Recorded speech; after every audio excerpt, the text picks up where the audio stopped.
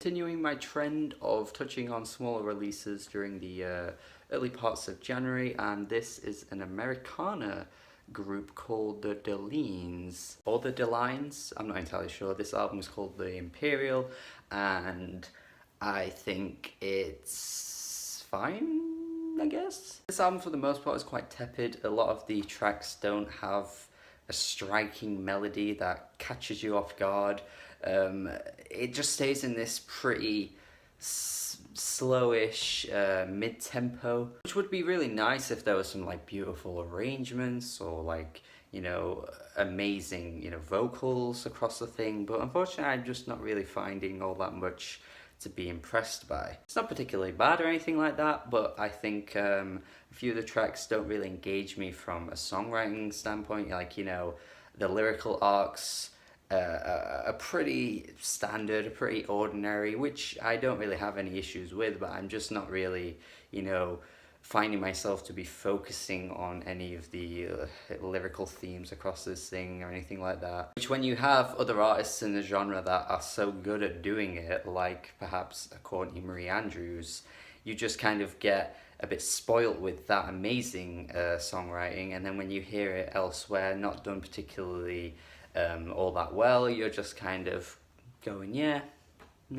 Also, as well, quite a few of the tracks follow a very similar structure, like to the point where like some of the choruses are very eerily similar to like previous choruses that were already done on the album. Cheer Up Charlie, or the track Where Are You Sonny, like they sound very similar in their choruses, and I just feel like the singer didn't really stretch out her vocal limits very much. Like, she kind of kept it to a very like basic structure. I guess if there was a bit more like ambition going on, then some of these tracks might have provided for a better listen. Some tracks are nice on the ears, but I just feel like there's very little going on with the music, and it really is begging out for more melody somewhere. I understand that the artistic vision may have been, hey, we want to go for a soft, soothing listen, which is perfectly fine, but I feel like you can't really take that very far with a lot of your like musical ideas unless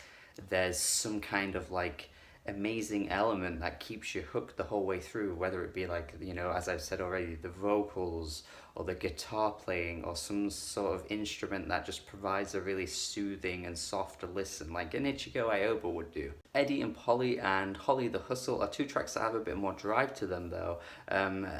There's a bit more oomph in the way they're played. You have electric instrumentation as opposed to the softer acoustic instrumentation. You hear more prominent drumming. It's a nice little section of the album where I can at least say I'm more attached to the music as opposed to kind of just letting it fly by. Unfortunately, there's not really that much else that leaves an impression on me. I suppose the title track has a nice addition of piano. It's a nice touch to the track, but yeah, everything else kind of just breezes by.